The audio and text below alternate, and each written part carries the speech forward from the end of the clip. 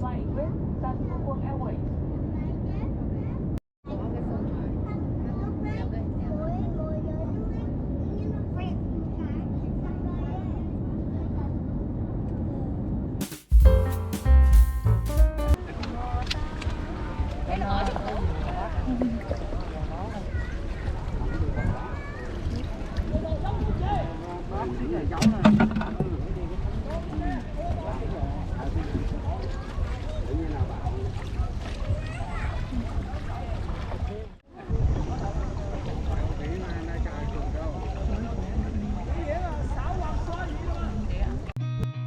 Seen a lot of change, been through a lot of pain. Some things are not the same as they were a year ago, but all will be okay.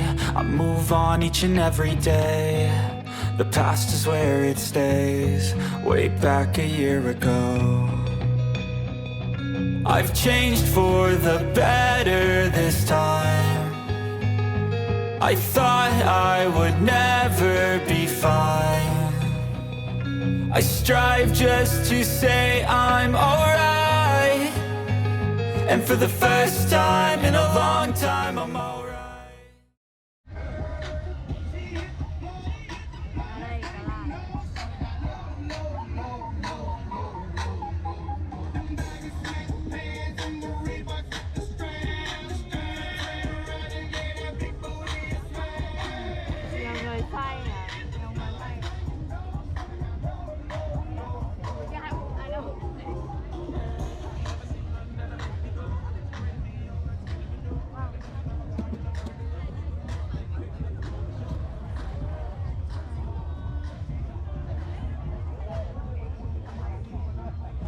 Ủa gì kìa, phê luôn mà. Sợ vậy. Ôi, ướt hết người. Ướt hết người luôn.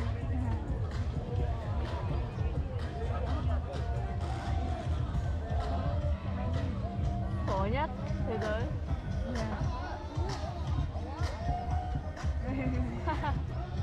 Sợ ha.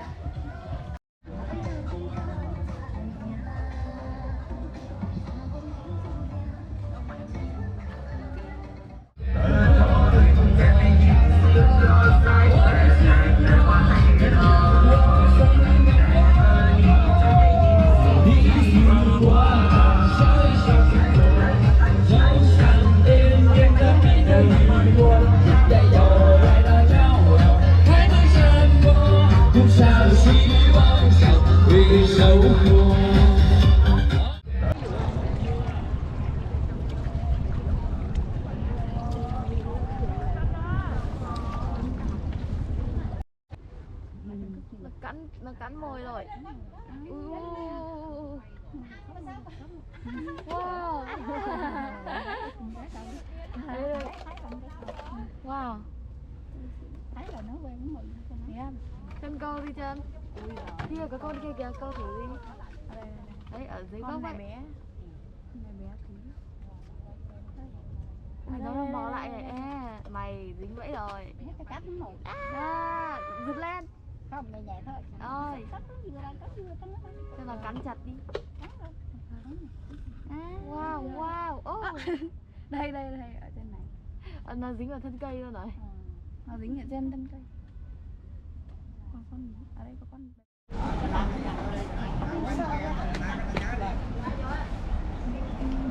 Không có tập sao?